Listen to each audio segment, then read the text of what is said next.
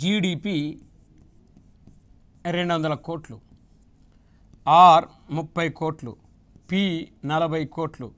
అప్పుడు మనకు -10 కోట్లు ఉంది. ఇది ఎన్ఎఫ్ఏ అబ్రాడ్.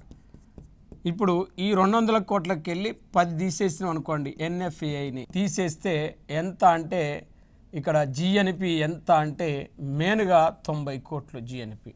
అంటే 200కి వెళ్ళి 10 తీసేస్తే 90 కోట్లు. అంటే ఇక్కడ వాస్తవానికి జీడిపి ఎక్కువ ఉంది, జిఎన్పి కంటే జీడిపి ఎక్కువ ఉంది ఇక్కడ. మరి ఇప్పుడు వాస్తవానికి ఎప్పుడు అంటే ఎన్ఎఫ్ఏఐ అబ్రాడ్ మైనస్గా ఉన్నప్పుడు, అంటే ఎన్ఎఫ్ఏ అబ్రాడ్ మైనస్గా ఉన్నప్పుడు జిఎన్పి కంటే జీడిపి ఎక్కువ ఉంటుంది, జిఎన్పి కంటే జీడిపి ఎక్కువ ఉంటుంది. నికర విదేశ కారక ఆదాయము రుణాత్మకమైనప్పుడు స్థూల జాతీయోత్పత్తి కంటే స్థూల దేశీయోత్పత్తి ఎక్కువగా ఉంటుంది అనేది మనం గుర్తుపెట్టుకోవాలి.